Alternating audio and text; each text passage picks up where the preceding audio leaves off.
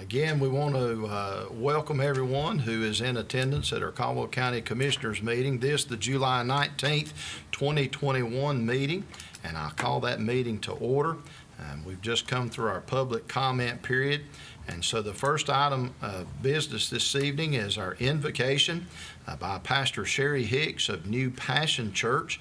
So, Pastor, if you'd come to the podium, and we'll follow that with our Pledge of Allegiance, and that'll be led by Commissioner Jeff Branch. Dear Heavenly Father, we just come to you in the mighty name of Jesus Christ, as humble as we know how. Father, we thank you for these commissioners that have given so much of their life to Caldwell County. God, we ask you to bless them, protect them, strengthen them, God. Strengthen their families, God, as they spend time trying to make Caldwell County better for our families, God. God, give them knowledge, give them wisdom, give them understanding, give them unity. God, give them peace that passeth all understanding. And Father, we thank you for letting us be a part of this great county, Caldwell. In Jesus Christ's mighty name, amen. Amen. Everyone face the flag, salute, pledge. I pledge allegiance to the flag of the United States of America and to the republic for which it stands, one nation, under God, indivisible, with liberty and justice for all. Are there any amendments to our agenda this evening? Mr. Chairman, there are no proposed amendments this evening. All right, hearing that recommendation from the clerk, what's the pleasure of the board in adopting our agenda as been presented this evening? Mr. Chair, I move that we accept this evening's agenda as the county clerk has presented. Any other comment or discussion? All in favor signify by saying aye. Aye. Any opposed? And that motion carries. And our first item on our agenda this evening is a rezoning request by the Kincaid Broadway Group. Shelley Stevens, our planning director, is here, and so you can launch us off on this request, Ms. Stevens. Yes, sir. That sounds good. Good evening, everybody. So I'm just going to give an overview of the request as usual, and if you have any questions, feel free to ask. The applicant would also like to present. So the applicant is the Broadway Group, LLC, and this is the third rezoning request of 2021, and it is a request for a rezoning from residential agricultural zoning to general business zoning.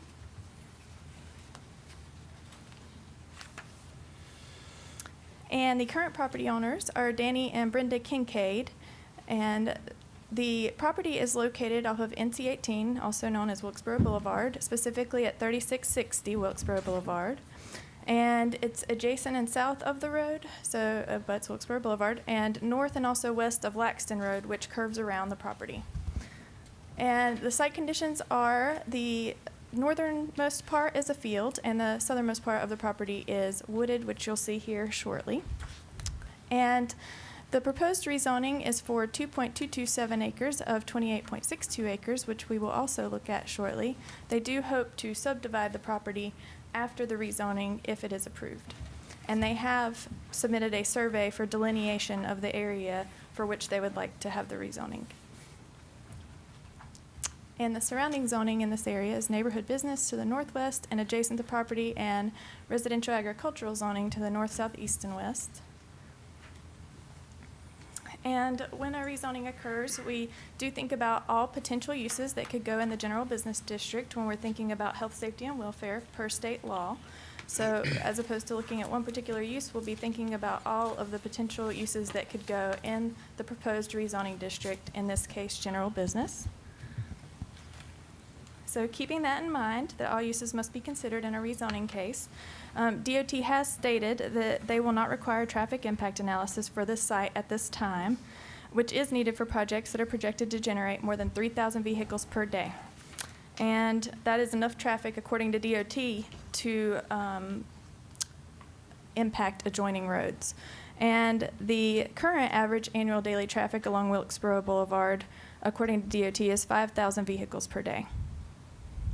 And so this aerial you can see here, that's also in your packets, shows accidents off of Wilkesboro Boulevard and at this site, 3660 Wilkesboro Boulevard, and half a mile to the east and west over a 5-year period. And this is NCDOT's Traffic Engineering Accident Analysis System report. And according to that, there were 17 vehicle crashes across those 5 years I mentioned, and the specific dates of the 5-year period are February 1st of 2016 and January 31st of 2021. And it's a 0.98 mile area, again, going across the area in question here, 3660 Wilkesboro Boulevard. And so it runs along the front of the property. And it starts at milepost 16.81, which is closer to Lenoir, and then goes to milepost 17.79, heading away from Lenoir. And this just shows an aerial with, again, all the crashes, and they are color-coded based on the cause of the crash, with the majority being caused by animals. And here is the high-level crash summary data for that 5-year period that DOT provided us when we requested additional data from them. There were 17 total crashes in the 5-year period between February 1st of 2016 and January 31st of 2021. 0 fatal crashes, 4 non-fatal injury crashes, and therefore 4 total injury crashes. There were 13 property damage only crashes, 7 night crashes, and 1 crash that involved alcohol and drugs. And someone has mentioned that in 2009 there was a fatal crash, but this is the 5-year period data they provided us. So I did want to note that there was a fatal crash in 2009. And then the crash severity summary. This looks at the severity of the crash in terms of vehicle damage as opposed to injury, and we will look at injury here shortly as well. So the total crashes, again, 17. 0 fatal crashes. There is still a fatal category, even though this is looking at the vehicle damage only. And then there are classes, with Class A being the most severe damage, Class B being a step down from that, and Class C being a step down from that in terms of severity. So there were 0 Class A crashes in this 5-year period that DOT provided us. There was 1 Class B crash, and there were 3 Class C crashes. And then there were 13 property damage only crashes. And next we're going to look at accident type summary. So this is, again, the cause of the crash or how the crash occurred. And so the first is angle, and I did ask DOT for a definition of angle. They said that means a T-bone. So that occurred with one of these crashes. There were 8 animal-caused crashes, 3 fixed object crashes, 1 roll over or overturn crash.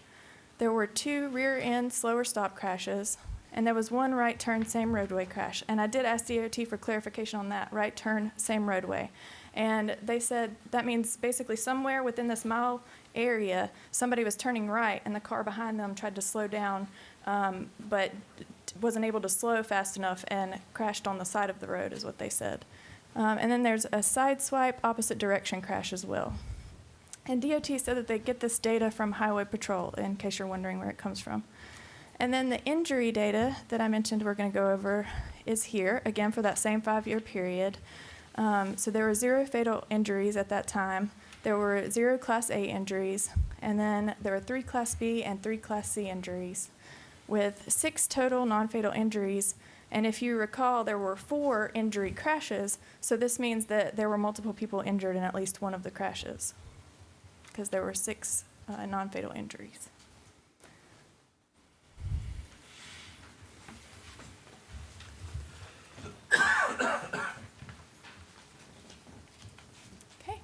And next, we're going to look at our comprehensive plan, as we're required by state law to do.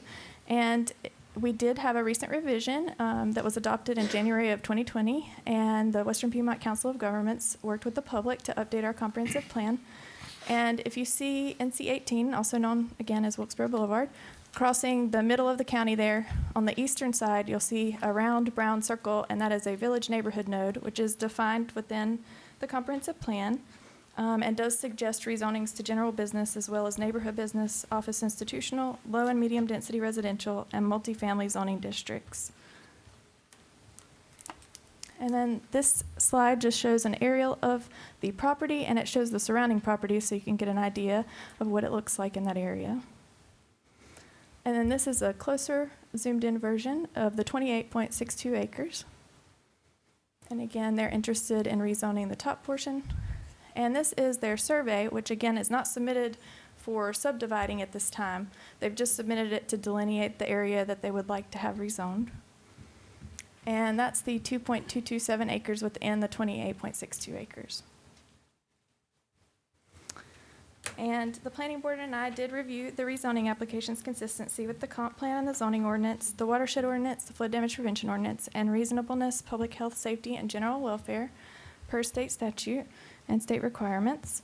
And the planning board is required to recommend a consistency statement, and this is the one that they are recommending, along with a motion to approve the rezoning request. However, you are allowed to create your own consistency statement, either for approval or denial of the request, and there is a draft denial consistency statement in your packets as well, with blanks for the reasons for denial if you choose to do so.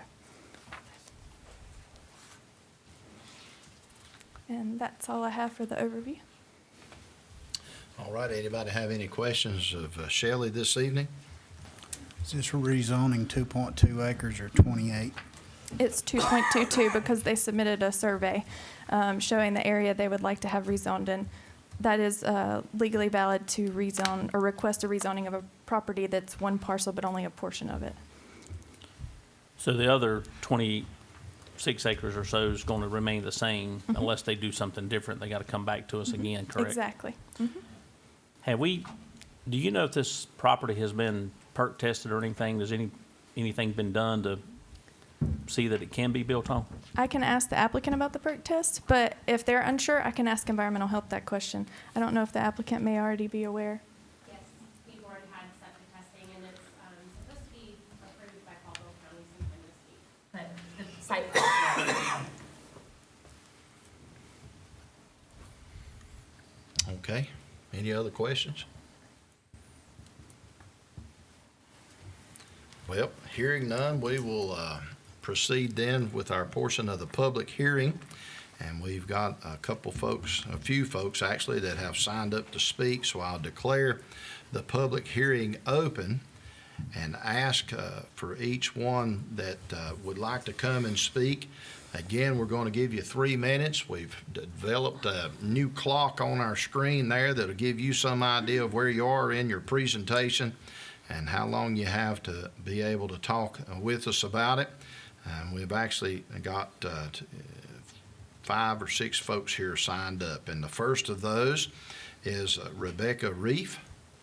And Ms. Reef, if you would give us your name and address for our record, and then speak to us as to this issue that you'd like to talk to us about this evening. Okay, I'm Rebecca Rife, and it's 2712 Pheasant Run Street, Lenore, which is out near Kings Creek. I apologize, I don't know how these proceedings operate, and I didn't know if I was to sign up or not, but I missed the petition that was signed against the zoning because of various reasons probably that's on the petition, and I wanted you to know that my friend and I are here in opposition of that. And I don't think I need to go into the reasons. I think the petition probably, or someone who is better versed at speaking would do a better job. Thank you. Yes, ma'am. Well, thank you for coming. Thank you. And we always encourage citizen involvement, and so we appreciate you coming. Next is Cecil Hunt. Mr. Hunt, again, if you would just give us your name and your address. And Thank you for having me, Commissioners. I'm Cecil Hunt. I live at 4732 Grady Place, Lenore, right outside of down Grandin Road. Well, I'm for the Dollar General's coming. The reason I'm for it is because when I moved to that area, Mr. Williams had everything I needed. If I wanted a shovel, I can go to Mr. Williams to out that store and get it. If I wanted a water hose, I can go get it. I can't now. I have to go to town. And if Dollar General is going to provide this for me and for community, why not have them? That's why I'm for it, and I would like to see it come, and I'd like to see it rezoned. Thank you for my time. Thank you. yes, sir. Thank you for coming. Thank you. Next is Evelyn Lipford.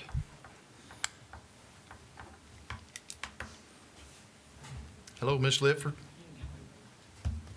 Good evening. My name is Evan Litford, and I live on 4732 Grady Place, Lenore, down in Kings Creek. And I've been down there just about all my life, just like Mr. Hunt said. When we first started down there, we had a good store, and we had pots and pans and dishpans and tubs and stuff.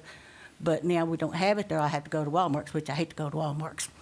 But this store would be convenient because I can go pick up some washcloths, towels, or mops, or brooms, or house cleaning product and stuff that, and jar lids, like me down in the country, canning beans and canning stuff. So I can go right out there and pick up all my canning supplies. But I would really love to see $200 down there, especially for the elder-like ladies that don't like to drive too far, like me. Thank you. All right. Thank you. Thank you for coming. Next is Christina Moore.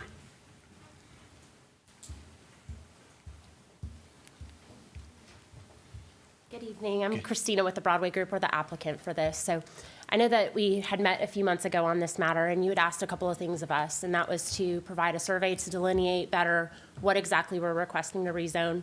That's been submitted to planning. And you also wanted additional information from DOT on the traffic safety for the area. And I just want to kind of reiterate some of the high points in that traffic accident analysis report. 17 accidents over 5 years, and of those accidents, 76% of them were property damage only with no injuries. Nearly half of them were animal related, which I'm sure is probably a pretty common occurrence on any highway out here in North Carolina. And only one occurred directly across the street from where our proposed location is, and that was the right turnout from that store across the street. The difference with what we're proposing to develop is there's going to be a delineated entrance for people to safely enter and exit our store. Not only that, but we're proposing to install a center left turn lane to the benefit of our store and the store across the street. We're doing road widening right there. So it's going to improve the roadway and the existing traffic conditions for that particular location. I also want to remind you that this is rezoning a property. People like to talk about who the tenant's going to be, but we're really just requesting the use of the property be changed to general business. That is supported by the future land use plan. It's supported by the planning department, and it's now twice been approved by the planning commission. So I ask that you just keep that in mind when you're voting this evening, and also keep in mind the people that this really is going to benefit. Like we've heard from a couple people this evening, the elderly who it's not easy and convenient for them to drive into town to grab a gallon of milk, or they may not be able to afford to shop at the convenience store across the street to do their grocery shopping. So I just ask that you keep those people in mind this evening when you're making your decision. I also wanted to point out that we brought our civil engineer here from Civil Design Concepts, Jesse Gardner. So if you have any questions regarding the proposed roadway improvements or anything regarding our plans, he's happy to answer any questions that he can to kind of help facilitate your vote this evening. So thank you. All right. Thank you. Next is Charles Woody. I have PowerPoint, a couple of slides I want to go through. As soon as it's up, here we go. I get used to it here in just a second.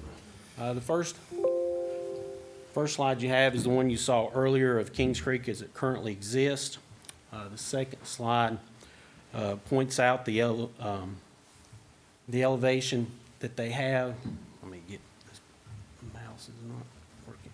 That they have, it has a east side of 1,276 feet in elevation, the west side 1,264 feet in elevation. The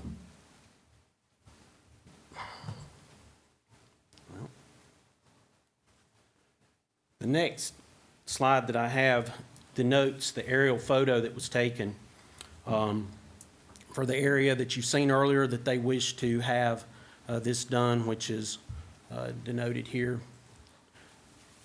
The next slide that I have denotes a couple of things. The red area is the proposed driveway access for their application, which is 250 feet. Also, right here is the end of the line of Caldwell County Water for the hookup for fire and rescue for them to get water. The orange line that is in here denotes the 250 feet of braking distance at the speeds for the current entrance to the school based on the posted speed limits. There's a couple of lightning bolts that are on here. Right here is where the fatal accident occurred in 2000. 9 right here at the store, and then also right here at the intersection of Grandin Road, another accident before 2015 in which a young man was paralyzed and remains that way to this day.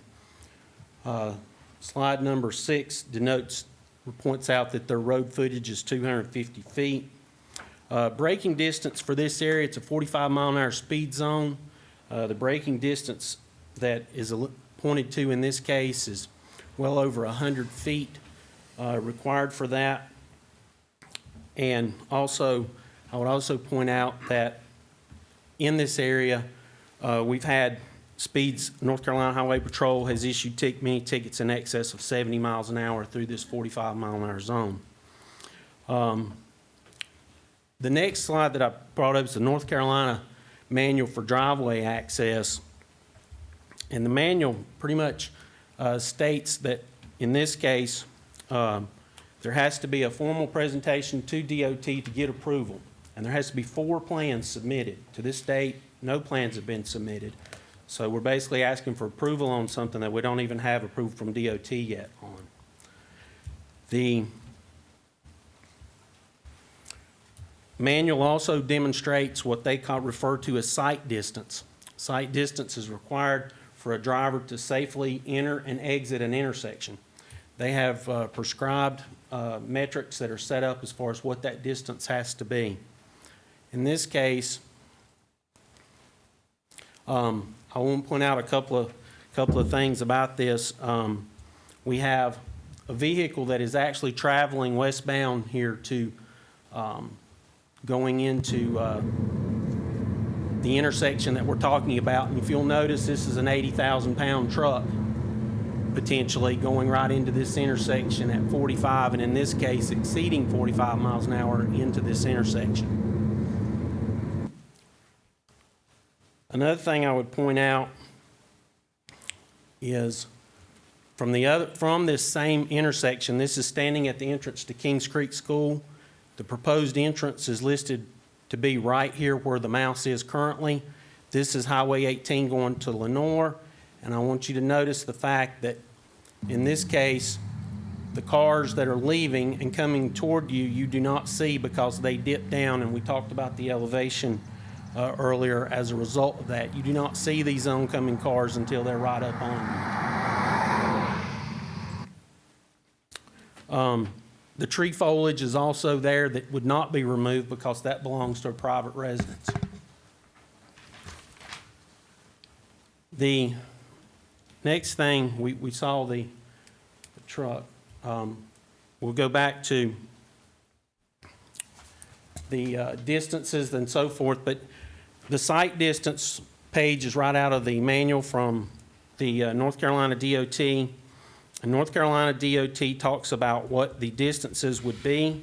In this case, at 45 miles an hour, they have a sight distance of 450 feet in requirement to be able to look. Now, if this were a tractor, this is for a car. If this were a tractor trailer, it would be 765 feet that they require for sight distance. Now, you might say, well, why does that matter? Well, you've got an intersection of 2 roads, and there are large vehicles that are coming off the Grandin Road, turning on to 18, so they would require those kind of distances to safely enter and exit Highway 18.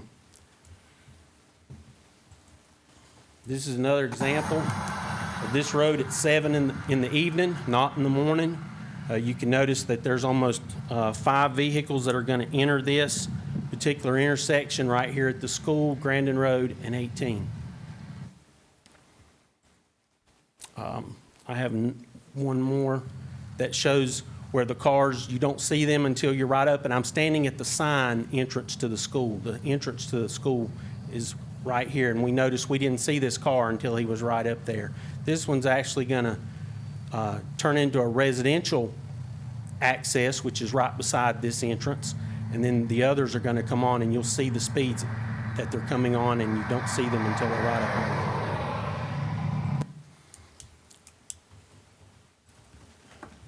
This is the westbound, or the western side going toward Wilkesboro on the other side, and the deviation for the elevation is even greater because the road drops considerably more on the westbound side than it does on the eastbound side. So you can see, you only see the vehicle when he's already crested the hill. He doesn't see you till he's there. And here again, the same on the other side until they're right up on you. The other point I'd like to make, North Carolina DOT has a safety scorecard for all these intersections. This is the safety scorecard for this intersection. The road right here that I'm dragging the mouse over is the Grandin Road. It's red. This is Highway 18. Here's Kings Creek School. And what I'm dragging over right here is Highway 18. It's red, right there at the school. Right here it's red where this property begins. And the mouse is a little bit further off, but on further up, for those of you that are familiar with Kings Creek, if you know where the Ruritan Club is, this is where that red begins, okay? This area right here in yellow, which is where the proposed site is at, we'll come back to in just a second. I point out that the first scorecard for the area east or westbound, which is toward Lenoir, has a score of 88.9 out of a scale of 100 as far as being a dangerous intersection as far as DOT is concerned. Then you go to the other side, which is on the other side of the school, and it has a score of 77.8 out of 100, and therefore considered a dangerous intersection. The Grandin Road, which intersects and comes right out onto Highway 18, also is red and has a score of 77.8 and considered a dangerous intersection. The yellow part, which is really the only straightaway through here in this hilly area, still is yellow, but it's almost red because it has a score of 55.6 and it's only got to get to 66, and the state considers it a dangerous intersection. So really, this place is surrounded by 3 dangerous roadways as far as DOT is concerned. And I guess the question would be, in some cases, we have a developer who also has property developed in other places. They have a place out on Highway 18 in Gamble community where they had direct access to 18, and they had them put them in a no-turn lane. They had to basically, when you exit onto 18, you have to go toward Morganton. You can't turn and go back toward Lenoir unless you go out onto the other entrance. If something like that were to be done in this area, where would the people of Kings Creek turn around? There's no way, if you couldn't make a right-hand turn or a left-hand turn leaving this facility, there is no place to do a U-turn in Kings Creek because there's really no 4-lane areas to do it at anywhere. I just want to point out that the Broadway has no binding DOT approval and has not submitted a formal plan for this area to be evaluated on the demerits by the residents or the Board of Commissioners. As a result, if the property is approved tonight without a DOT-approved plan, the residents will have no idea what we'll get or the safety issues that it might complicate even further. In Caldwell County, we already have a dangerous intersection area in the southern part of the county, which is 5 Points intersection in Grace Chapel, Lovelady. And we don't want a 6 Points in our area. And I know you might say, well, 6 Points, what would that be? Well, 1, Grandin, 2, eastbound 18, 4, Kings Creek School, 5, the proposed area they want to do. 6 would be also the current store that's on the other side of the road. And 7, there's 1, 2, 3 residential driveways right in this area. And they're all right there on the top of that hill, which you can't see from either side. And remember, I talked about the elevation. It's 13 feet from top to bottom, from the low point to the top of that hill on the westbound Lenoir side. If someone's sitting in a car, their height is only raised 4.5 feet, so there's no way they're going to see over top of that intersection until they're almost up in it. So that was it. Again, this is for me, is a safety issue, and I think we've clearly demonstrated that there are safety concerns in this area that I think should be ironed out before anything is done on it. Thank you. Thank you. Next, we had a late arrival, but we'll allow her some time. Susan Irvin.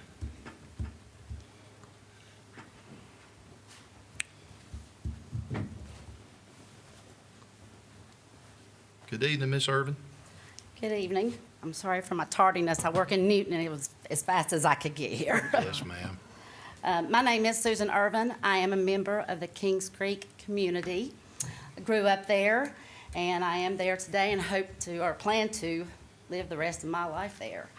I am for rezoning.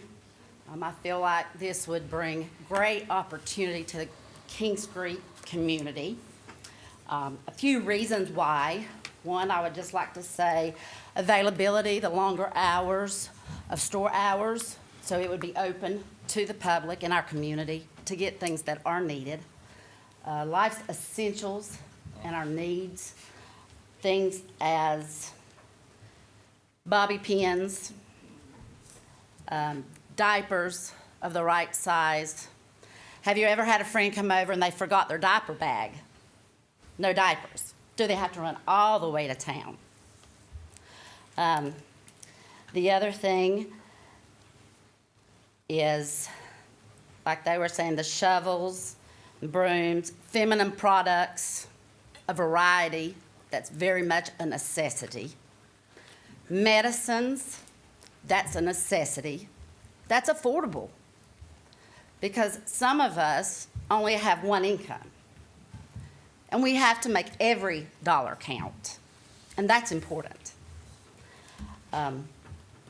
General dollar, I think, would be very convenient for our people of Kings Creek. After a long day working, no one wants to take forever to go in and shop. They want to be able to run in, run out. And if they need to use the restroom, they can use the restroom also while they're there. And that's great. Convenience. Convenience is today. Convenience is what's important. Convenience is what people like. Also, it would bring job opportunity. And I feel that's very important.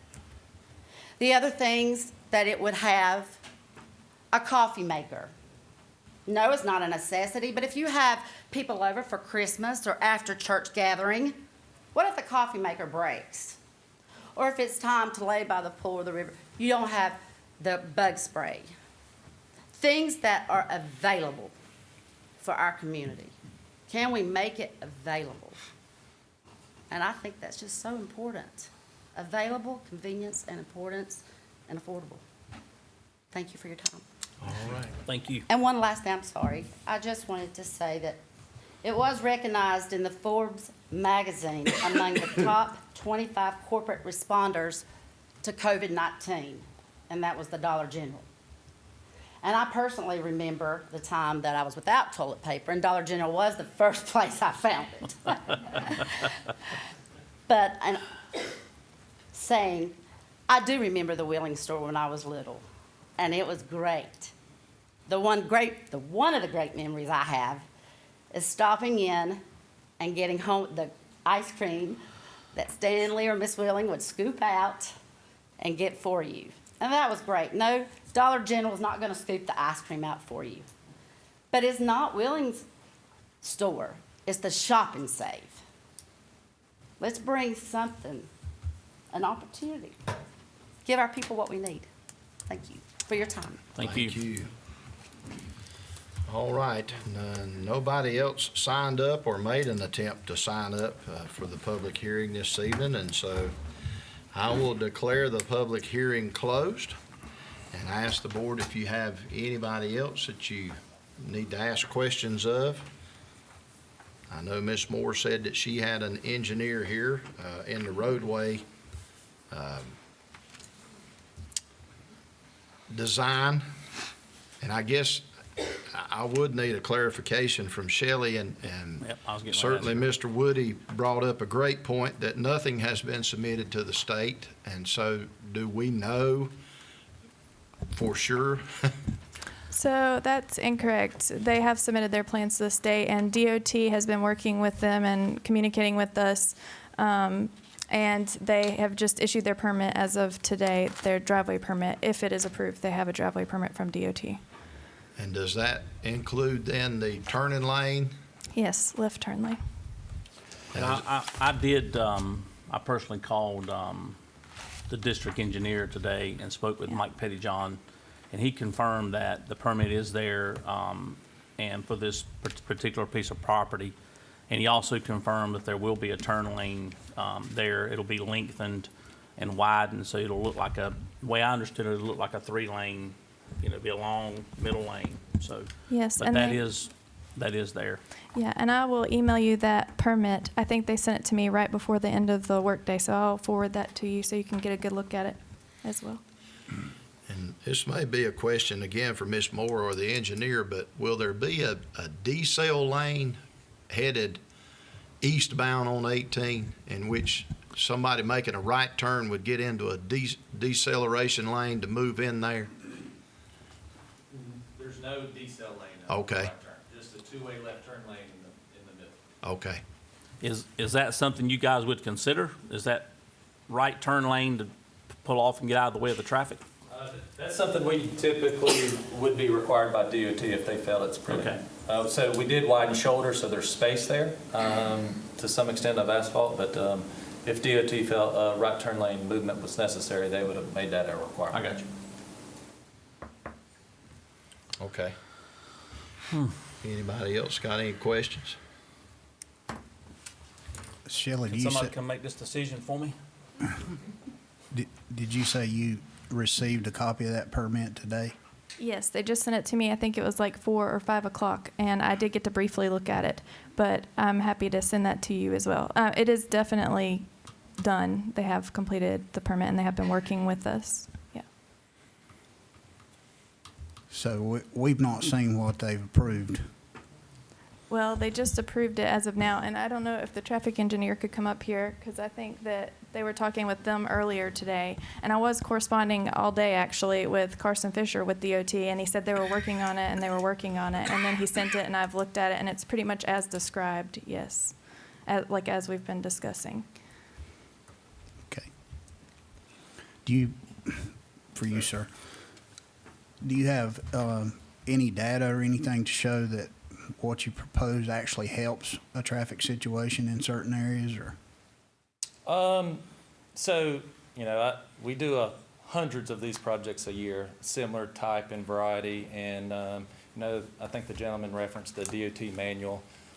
It's a 45-page book, so there's all sorts of requirements that us as the engineer and DOT has put together over years and years that we comply with. I think, honestly, new striping, new asphalt will make that safer, right?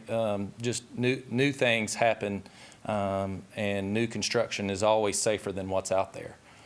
So I don't have any specific data, but personal experience, my licensing board makes me look after welfare, health, and safety just as well as your board and the decisions you guys make.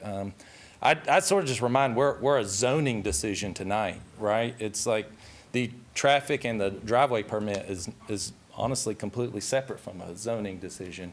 But we have already made, our clients looking after the due diligence, we had made sure we could be able to have a facility that has safe access and have received a permit from DOT in order to construct it, with the assumption zoning falls into place.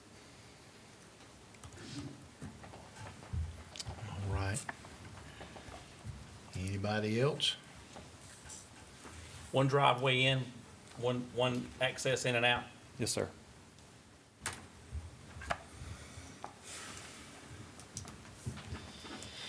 I guess I'd like to make a comment to begin with, but certainly we understand it's a zoning issue.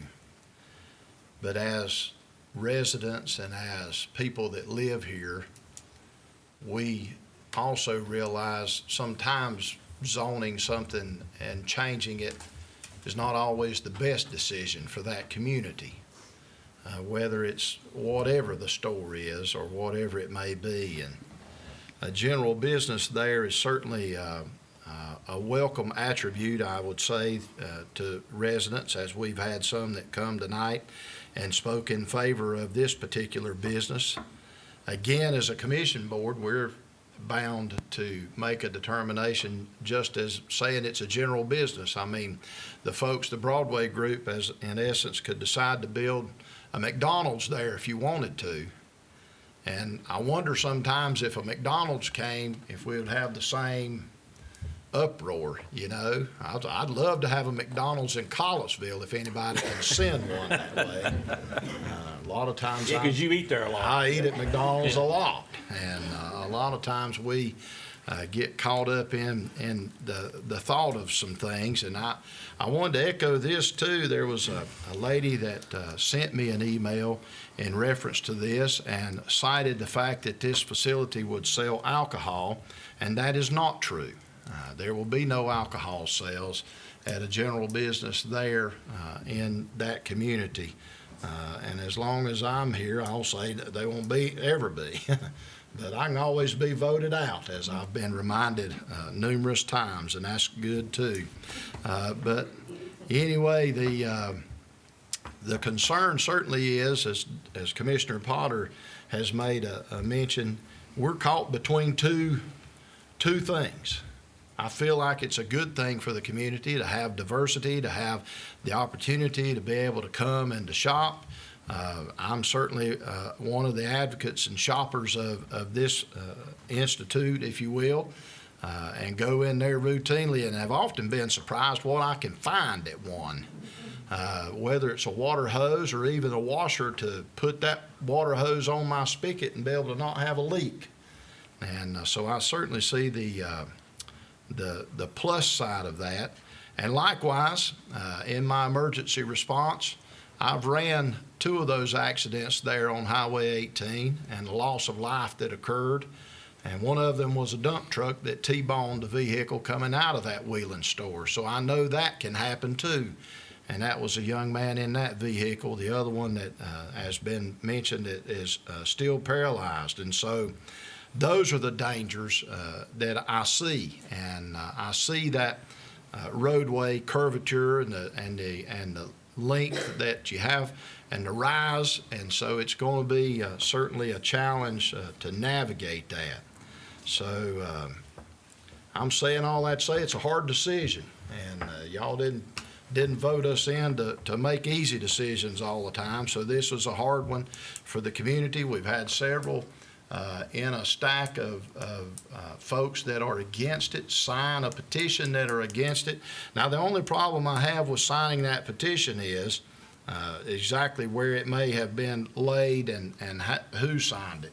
And so I don't know that all the residents there or all the signatures are residents of the Kings Creek community. But with that, I just wanted to express sometimes this is not an easy decision for us, and not one that we certainly don't take it lightly. And we lose sleep sometimes as commissioners over our decisions, because certainly if I approve this tonight and this thing's built in a year's time and somebody gets killed there, it will come back to me. And if I don't allow it, somebody's going to have another story of saying that they had to go to town and get their dry goods or whatever it is, and makes it inconvenient. And I will say this, somebody mentioned monetarily about getting to a facility. Certainly a longer drive causes more expense on folks. And I'm on both sides of this thing with our elderly that want to be able to shop somewhere and get to it in a reasonable amount of time and to be able to have what they want. And I also know that I've visited Wheelings there, and nothing against the Shop and Save or whatever it's called now, but they don't have a lot of the staples that people are after now. Bread, milk, eggs, they're not there. And I know that this Dollar General will provide that if it goes there. And so, or any other convenience store. So I'm going to stop now and ask if anybody else has got anything they want to say. Mr. Chairman, could I offer just a few comments? You can.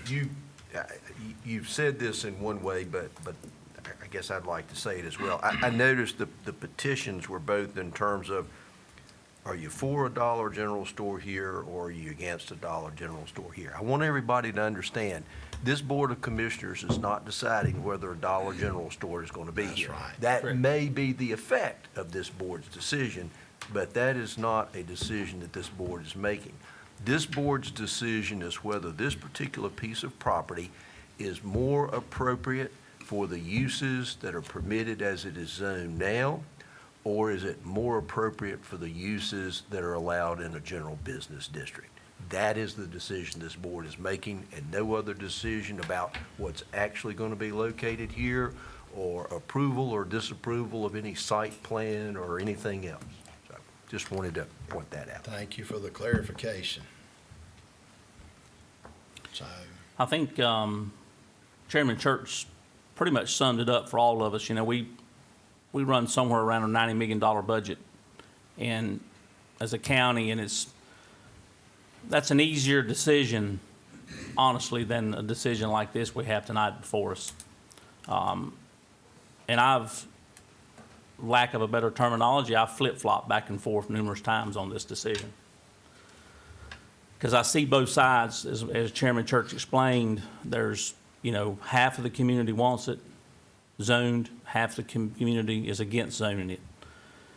And I think that, my biggest concern originally was the traffic, and I still have that same concern today, but I do think that the turn lane and DOT's efforts and to put that turn lane will, hopefully will reduce some of that concern. But I go back to what I told somebody today. My dad was 86 years old. He lived in West Texas, and he lived about between 12 and 15 miles from town. And he got to the point where he couldn't see good, couldn't hear good, and he lived by himself, and he had to go and fend for himself because he was stubborn and wouldn't come live with us. But this particular shopping opportunity or potential opportunity that they're talking about was his go-to place because he couldn't drive all the way into town. And he went there because he was on a limited income, and he struggled. He'd always come here, and we'd say, well, Daddy, we can go here. And he'd say, no, I want to go here. That's what I'm used to. I want to get it here. So he became a big fan because he was close. For the elderly, for the senior citizens, it makes it much, much easier when you don't have to drive all the way into town, which is, in turn, also reduces the likelihood of somebody getting in an accident. Because, as we all know, elderly people, we're all going to be there. Some of us are there. There's going to come a time when we're not going to be safe on the road, but we're going to be stubborn, and we ain't going to, like my dad, he's not going to turn his driver's license. He was driving the day he passed away. And did not have any business being on the road.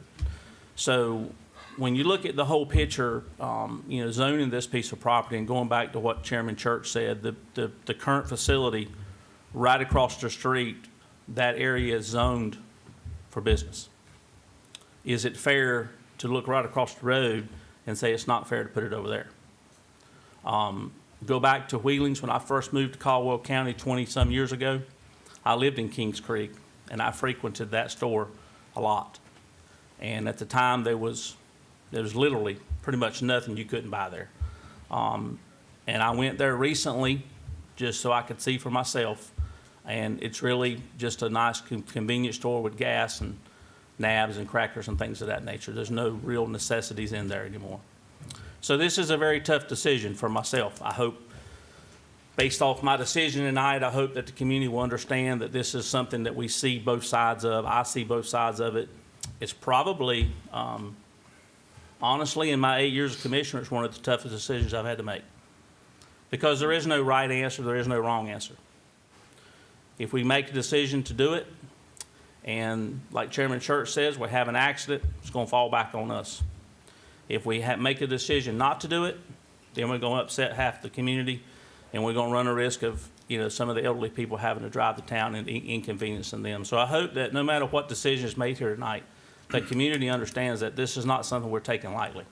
I can assure you of that. I'm going to say, to me, it looks like this will be safer entering an accident out of the road than the Wheeling store.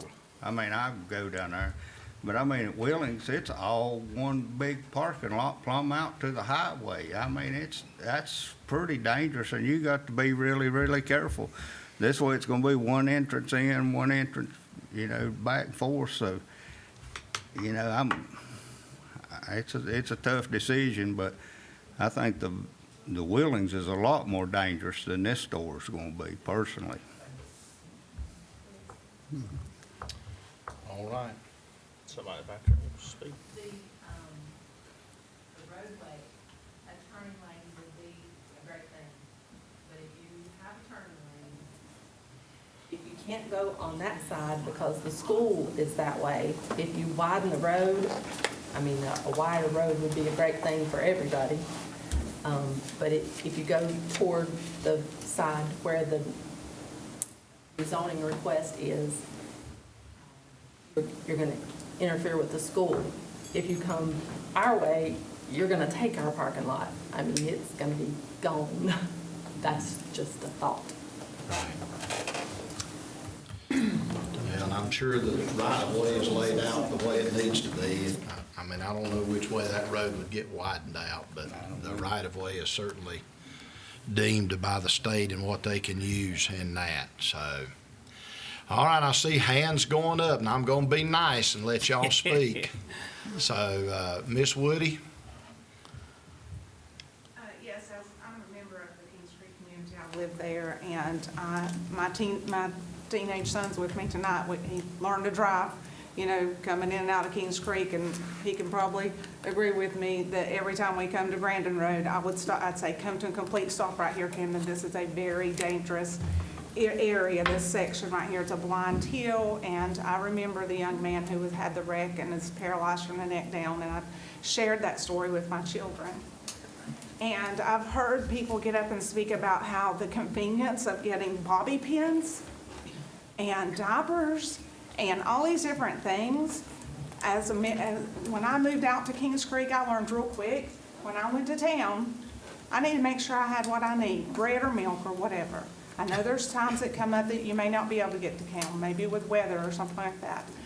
But I would think that most people would go to town at least once a week, okay? Number two, I would take safety over convenience any day, especially when it comes to my children, okay?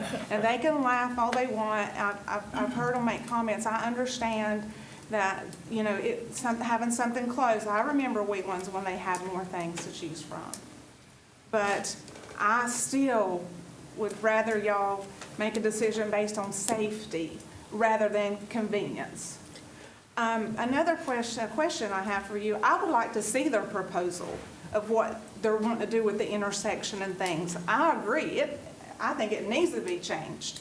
That when they redid the road on Highway 18, I was a teacher at Kings Creek School. I remember when they redid it, it seemed like it made it more dangerous in that area. And so I would like to request to see a picture or something of what their proposal is. Do you have that tonight? Because you didn't have the approval that you said you got. That's hearsay for us. I've not seen anything proven to me that it's been talked about or agreed on or even voted on. Yes, ma'am. I understand that totally.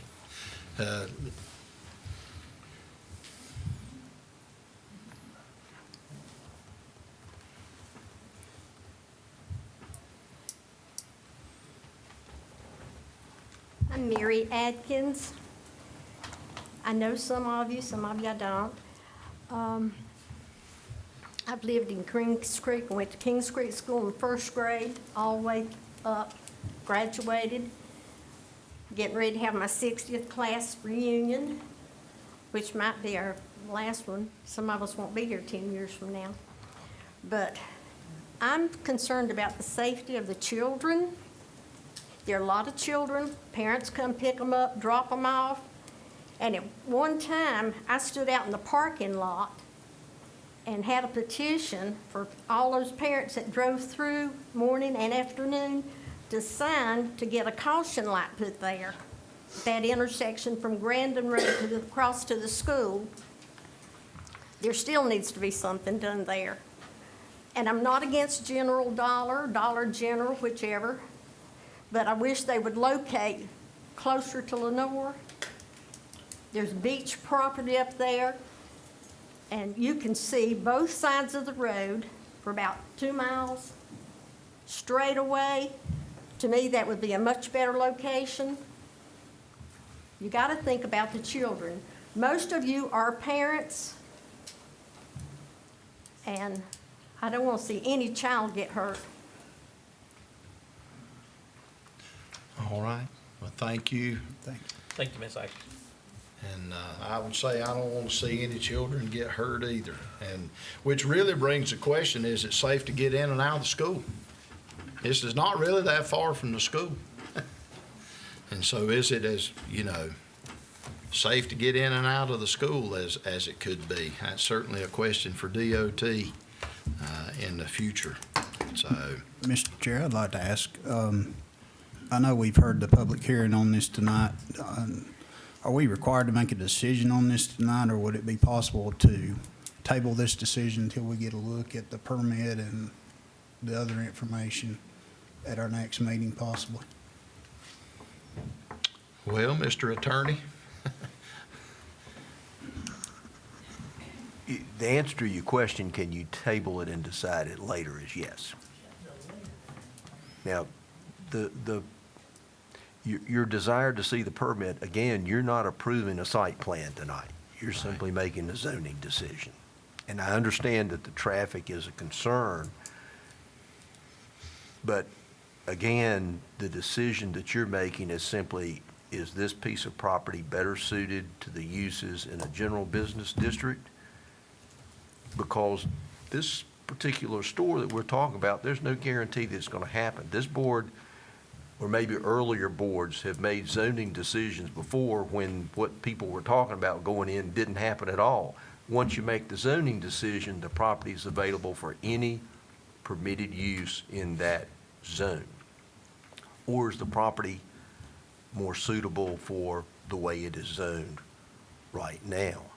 So, I mean, you can look at a permit, but that doesn't mean that that's what's going to happen if you rezone this property. We're talking about a driveway permit if we think it's safe enough to turn it into a general business.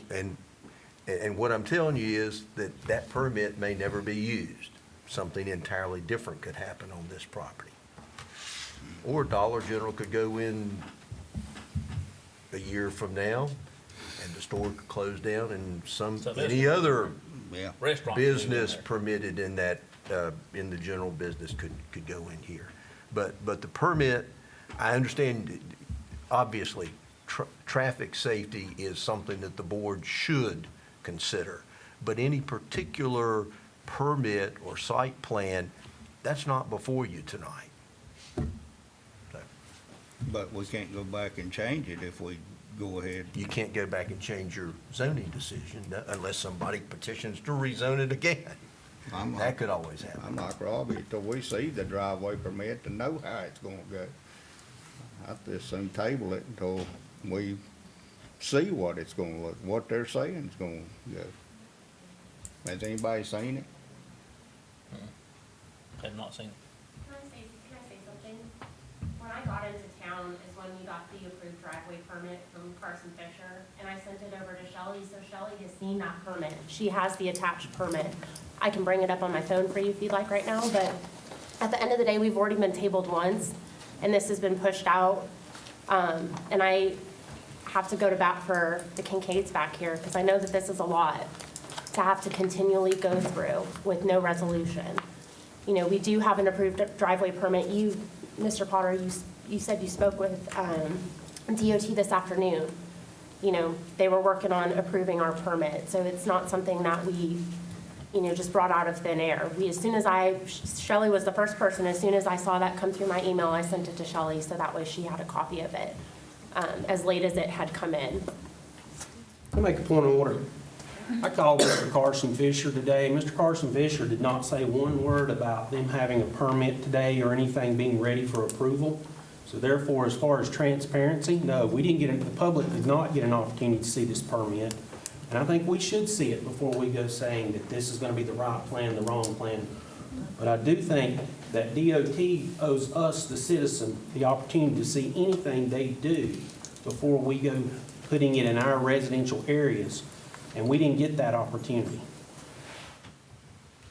And ma'am, I definitely understand your point, but you also got to remember the five of us is the one that's got to live with this decision. Absolutely. Once you do it, you're gone.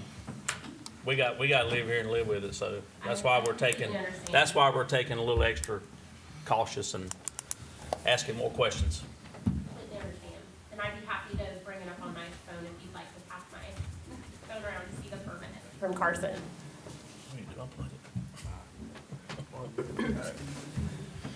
All right. Well, does anybody have a motion you'd like to make?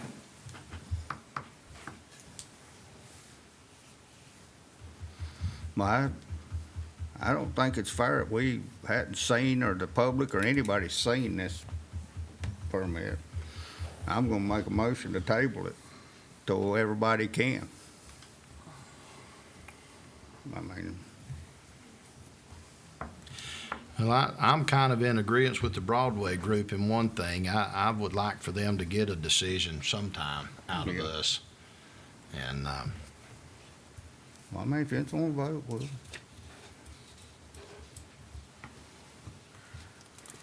Well, I haven't said it, I haven't said anything, but several months ago, we had another zoning issue come before us on the Dudley Shoals Road in that straight stretch going up to 5 Points.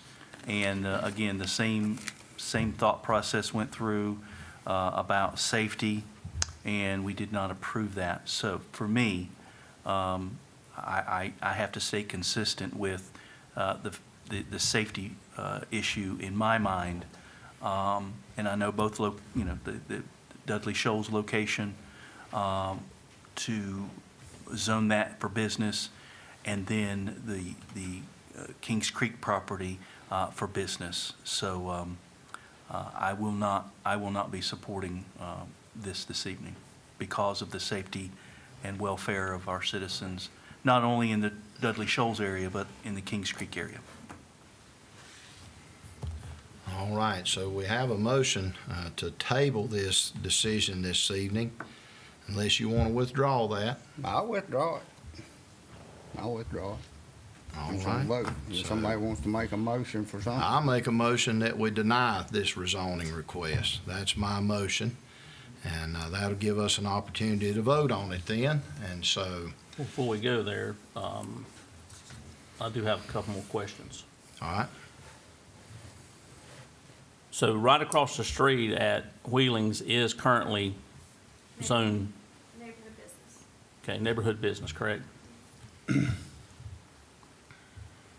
I wonder what they're gonna do when, I mean, you see convenience stores shut down regularly all the time, then you're gonna be without anything down there. Is what's gonna happen. You're gonna have, if the convenience store shuts down, it'll be the town to get something, so. all right, so, well, I've made a motion to deny this rezoning request, so, have I got to read something specific? I think Shelley had, Do I need to read something specific? Put it on the screen there. There's an alternative one in your packet there, and it's got blanks where you can put your reason for. If the board approves the rezoning, you need to adopt a consistency statement Right. stating that it's consistent with the master plan, the comprehensive plan, excuse me. If the board votes against it, then you need to adopt a consistency statement explaining why, even though this is, the proposed rezoning is consistent with the comprehensive plan, the board has decided against the rezoning. That's So- correct, and there's a draft. But you in may your want to packet. decide which way you're going to vote first before you. Consistency statement. Well, let me make this motion so we can clearly cover ourselves, as I know this will probably end up somewhere else. But I make a motion to deny because through the amendment is consistent with the county's comprehensive plan because it suggests general business zoning for the area of the request. It could negatively impact the surrounding neighborhood and adjacent properties and therefore public health, safety, and welfare with the potential of traffic and/or traffic-related accidents that result in fatalities, would be the way I would say that. And that is my sole reason for denying it, is the traffic and the accessibility for another business in that area. And so anybody else got a question or? So I'll call the question. Those in favor of denying it, raise your hand. And those in favor of approval, and that's a 3-2 adoption of the motion. So again, not an easy decision, and I appreciate everybody's due diligence in this. And hopefully someday we'll get a business that won't cause so much traffic woes and will build in a better location of a place. And I will say this, I truly appreciate, before y'all leave, excuse me, before you guys leave, I do want to say one final thing. I can't express enough how much it means to see you guys come and express your concerns both ways. It's always great when we can hear from the community because in so many times, so many cases, we do not hear from the community. We make decisions based off what the 5 of us think is the best thing or, or not the best thing. So it's always a pleasure whenever you guys come because we do appreciate the feedback. And like I said, I've been back and forth. I've flip-flopped so many times it ain't even funny. In fact, I flip-flopped a couple times tonight, so before I ever voted. But thank you again for coming, being here. Thank you, and you do have a very hard job. So this should be a little bit more easy to discuss and talk about, but if it ain't, I'm gonna get up and leave. So basically, we have some amendments to our local ordinances that we have to make per state statute requirements because the general statutes have been updated such that city and county development provisions have been combined into Chapter 160D, and they used to be separate, and they've made some changes, and again, at the local level, we have to make changes to mirror that. And the proposed text amendments are in your packet in red and emailed where you could see them in red with track changes. And they are amendments proposed to the zoning, subdivision, and watershed ordinances, and also to our rules of procedure for Planning Board and Board of Adjustment. And the watershed ordinance was the only one that didn't have 160D proposed changes, just some grammatical changes when I looked through it. And I have included in your packet, for ease of use hopefully, a checklist from the UNC School of Government, and it does list important notes to keep in mind with regard to the amendments, but it also notes specific provisions that you have to adopt in the local ordinances. And there are some additional edits that are unrelated to 160D in the zoning ordinance as well. And I've also spoken with a professional engineer who's working with Foothills Regional Airport, and he plans to submit some proposed changes to our aviation section as well that aren't related to 160D, just to keep it up to date. And hopefully we'll have that and some other edits in the future. And along with the 160D edits, we also have a proposed short-term rental definition and allowances within each residential district in the zoning ordinance per the county attorney's recommendation, along with updates to our general liability insurance provisions for cell towers for clarification purposes. So we just clarified further because we noticed that cell tower companies were kind of confused. There's a $2 million general liability insurance requirement, and we didn't change that. We just tried to make the wording a little easier to read and more straightforward. And those are pretty much the only changes that we're proposing. And if anybody has any questions, you can let me know. We do have a consistency statement for text amendments to the zoning ordinance, which is required by law. We don't have to do the health, safety, and welfare analysis because it's text amendments, but we have to look at consistency with the comprehensive plan. And that's all I have for that. All right. So with Shelley's recommendation, I'll open the public hearing this evening and ask if there's anybody signed up to speak No, sir. in favor or against these zoning ordinance amendments? And hearing none, I'll close the public hearing and ask what the pleasure of the board is this evening in adopting these amendments as has been presented by our planning director. Mr. Chairman, I'll make a motion that we adopt the amendments as presented to us by our planning director this evening. All right, any other discussion or comment? I will say that on part of discussion for me, Shelley, we got some amendments we need to really look seriously at.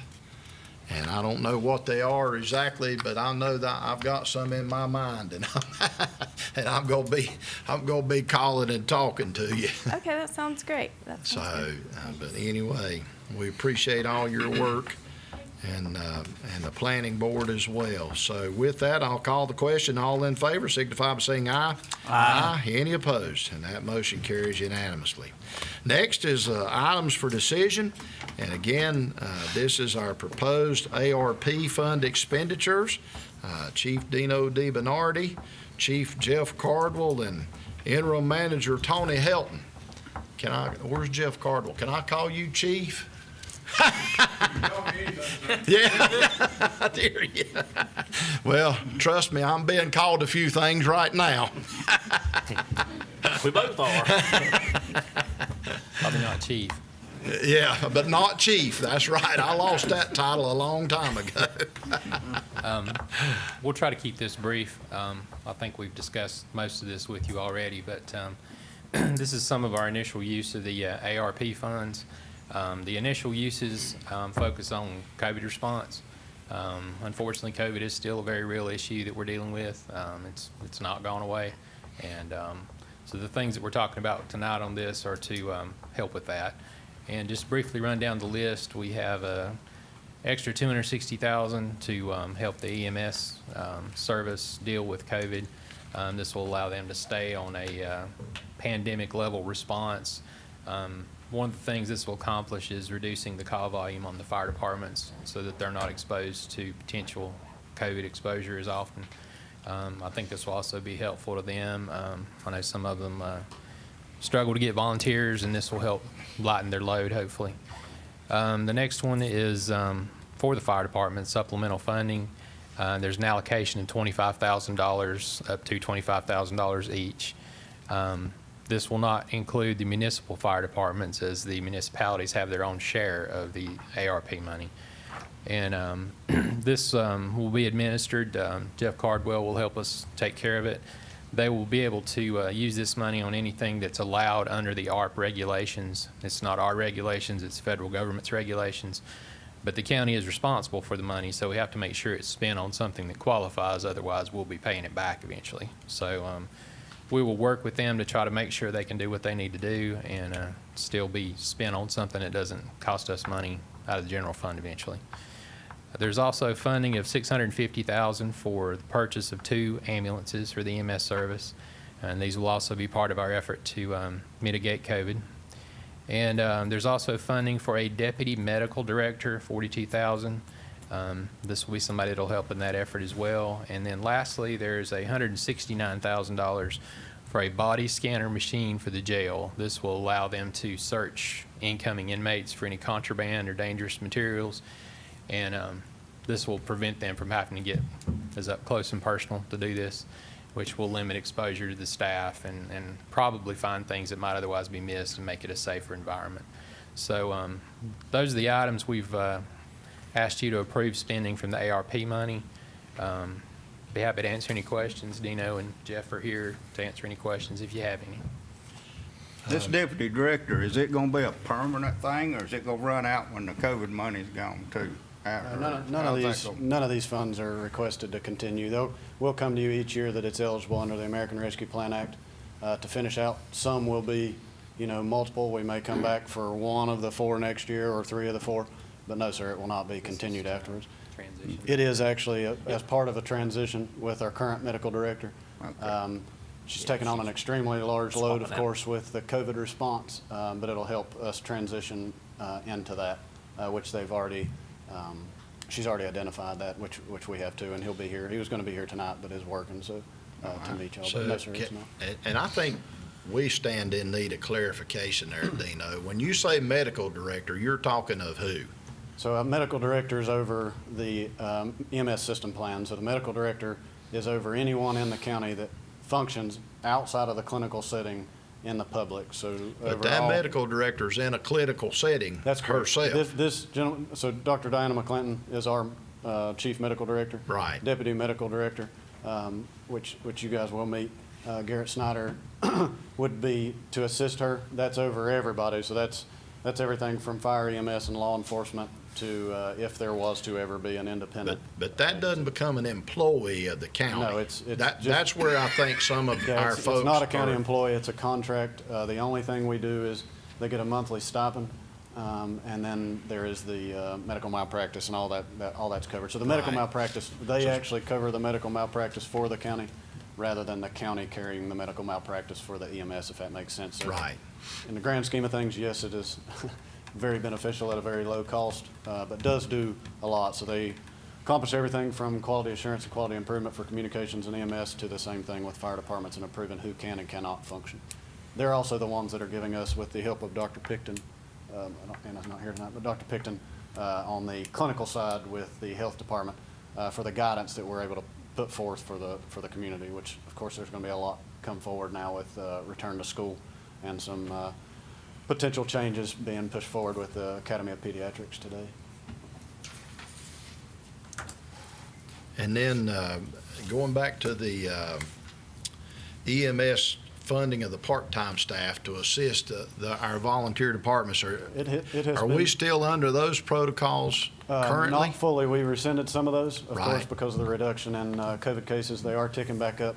All this is accomplishing is we were able to accomplish through FEMA PA with full-time staff. Takes the burden off your full-time staff and allows it to be funded through the part-time existing staff, no additional staff. Right. It's not hiring any more people. We're transitioning, when necessary, from the FEMA PA, which is a FEMA Public Assistance, which will only repay for full-time reimbursement. This would allow that. So it does, as Tony mentioned, reduce the exposures to first responders, but also reduce the number of personnel that's needed on scene. So it would take off some of that burden of the, I hate to call them routine calls, but lift assist, public assist, true COVID cases and presumptive positive cases. And so that would then diminish in the volunteer departments where it's ticked back up It's, now. yeah, so they'll still be responding to the critical calls. There'll be no change Right. there unless there is a return to the full, which, does go back to the medical director and then the state. But it would be no change. It's just continuation of what has begun since March 19th, I believe, was the state of emergency, 17th or 19th of 2020.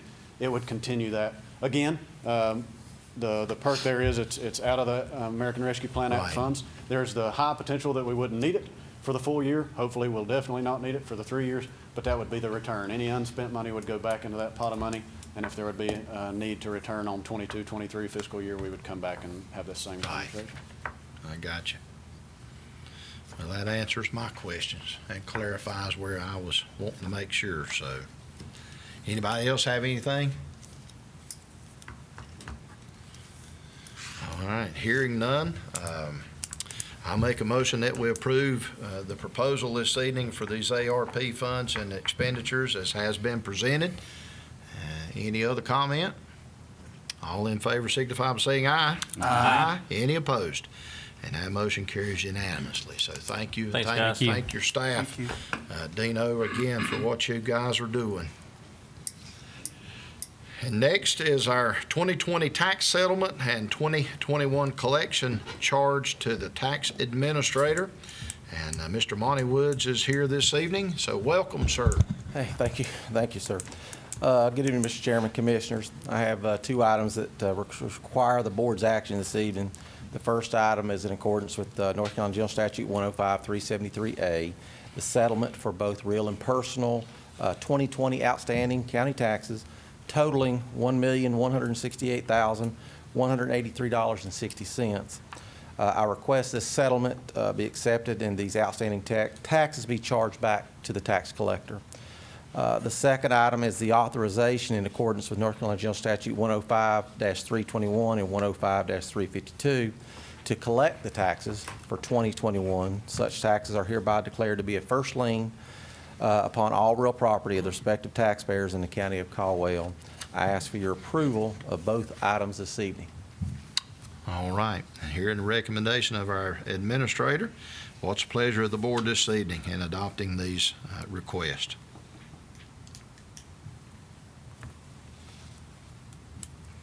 Mr. Chairman, I make a motion we adopt these requests. All right. Any other comment or discussion? Monty, I've had lots of calls here lately wanting to know why and I know there's probably got to be a fee with taking credit cards to pay taxes with, but I've had a lot of people asking when we're going to get in the 21st century and start accepting credit cards. I mean, I know we didn't for a long time, and now we do it. DMV, and I think it hadn't hurt us a lot and stuff. And Well, the county can do that, but you have to accept, it's a third-party vendor. It's just like when you go to Walmart and you pay cash, you're paying the credit card. I know, there's a fee You're paying with more it. Yeah. for, the cash and credit, like at your gas station. It's cheaper to buy you cash with cash than it is with credit. But I don't know if any make county. it up on people that's going to go ahead and pay it. Yeah, and I mean, stuff. I've had the same complaints. It's just something to think Yeah. about. I think we need to think about that. I've had those complaints. How much is that fee? Do you It's know? 2.5%, because a lot of people. How much is it per year? Do you know what? I don't know what it is per year. It depends on who charges what. who uses it. We take check and cash, and we also have a service on that online Sturgis account that's 50 cents for an e-check. And that's cheaper than a stamp. And I've told people, if you can use a credit card, you can use that. But the problem is, people are using their credit card so much to earn points and mileage, the things like that they can get free cash back. And does the county want to absorb those fees so that they can get cash back? Is that fair for the people who come in and pay check or cash? Like I said, I don't know of any county that does it, but I know there are some municipalities that are absorbing those fees. But we don't get any of it. It's a convenience fee to use the service, the PayPal and things like that. But we don't get any of that, and I always tell people we'll always take check or cash, and there's no fees. And we can't even pay our water bill Yeah. with a credit card and account. Because there is a fee, because it's a convenience fee. It's a third-party vendor is what it is. Sturgis is a very well-known company in the state of North Carolina. They have a lot of counties. Surrey County, I know Ashe County, I think, uses them. There's several that use it, but that's an option the county could look at, but you could be absorbing a lot of fees. But you could be absorbing a lot more taxes people paying them too, it seems. I mean, I know eventually they're gonna pay them, but. Yeah, I mean, check or cash is always accepted. And then the e-check that we have, that option also for 50 cents up to $25,000 with an e-check. Can I just make a quick comment? Yeah. We do have the capability to take credit cards. People can pay with them at the tax department. We just don't absorb the fee associated with it, which is probably what you're hearing. Yeah. Just for context, our levy is over $40 million. So if everyone paid with a credit card at 2%, that's a big chunk of money. So, I'm not saying we shouldn't do it. Just need to be aware that that's not a trivial amount of money if we do that. Yeah, you can't go up on people's taxes to take a credit card. Exactly. Right. Exactly. All you're doing is, there's a cliff right there, and you're letting us get up to the edge. You're saying it's okay to jump, but let you know what's down there before you hit it. I get it. No, it's all Well, good. and I will say that I've been to businesses and other things that if I use my credit card, they charge me that Yes, fee. yeah, you're seeing that more and more. upcharge. So, Absolutely. I mean, if that's something we could do, and right. somebody's wanting to do that, and they're willing to pay that 2% upcharge because they've used their card, I don't see any problem with that, as long as it doesn't take anything away from us. Yeah, anytime they That's use, what we have in place now. anytime they use plastic, credit or debit, it's a 2.5% charge to use that. A convenience Okay. fee is what it is. But Does it like I tell said- them that? Yes. Okay. We tell that to every customer. You walk up and you want to pay your water bill, they'll say it's going to cost you a 32 cents or 82 cents to pay the $23 water bill. We always let them know that because, and some people say, let me go get some cash or let me just write you a check. That's fine. $800 check, that gets pretty expensive in some of the property tax bills that are out there. But for the county to absorb that gets expensive. Right. So that's a decision that the county commissioner would make if you want to absorb that fee, which can get expensive. All right, so Anything we else? have a motion to adopt Monty's recommendations this evening. Any other discussion or comment? All in favor say aye. Aye. Any opposed? And that motion carries. Thank you again, Thanks, gentlemen. Monty. Thanks, Monty. And I guess we can task our interim manager, Monty, if there's a easier way to do that, accepting plastic, because I know a lot of people pay as well with a debit card. But as long as they realize they're paying that cost, that's okay. That's one of those things, and I think Mr. Lackey may echo this about taxpayer money. You can't hardly give somebody an opportunity to thwart taxpayer money, if you will. We can't take it, collecting it, while others don't have to pay that fee. So, anyway, it throws us in a whole different ball game when you're dealing with tax and money. All right, so our consent agenda is the next item this evening. Okay, we have our consent agenda for tonight. The first item is to approve the minutes from the June 21st meeting.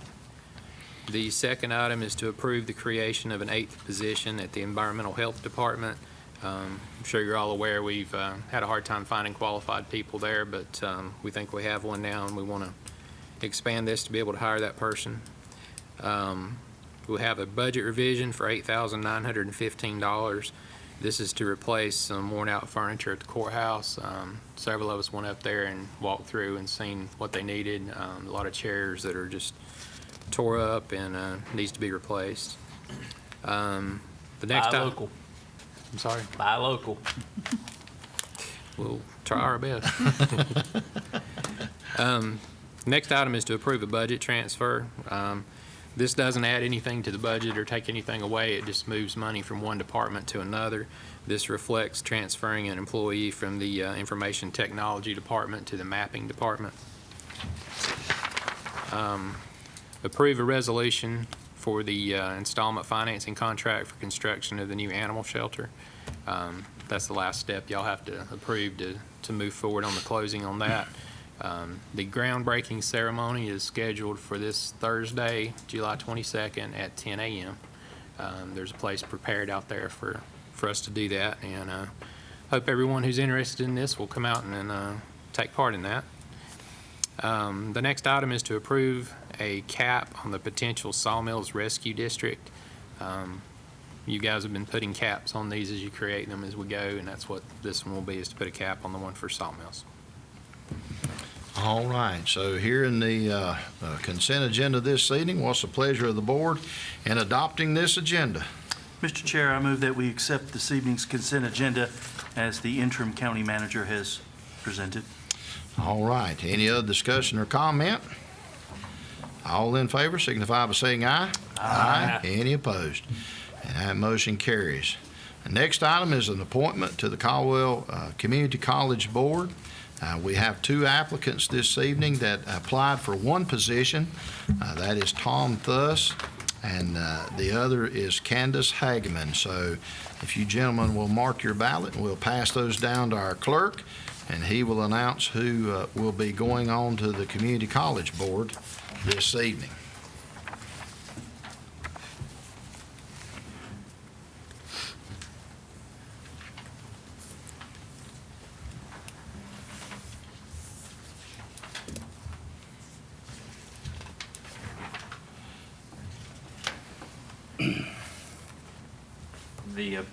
The new appointee to the Community College Board will be Candace Hageman. All right, so I'll make a motion that we appoint Candace Hageman to the Caldwell Community College Board as received in the ballot marking here this evening. Any other discussion or comment? All in favor say aye. Aye. Any opposed? And that motion carries. And next, we are going to enter into closed session pursuant to North Carolina General Statutes 143-318.11A3 to preserve attorney-client privilege between the attorney and our commission board, better known as the public body here. So I make a motion that we enter into that closed session. Any other comment or discussion? All in favor say aye. Aye. Any opposed? And that motion carries unanimously. And we thank you, everyone, for being here this evening, everyone that tuned in. And we stand in need of your leadership and guidance in our community. And as always, you're welcome to attend our meetings, as many did here this evening. So thank you, and have a good evening.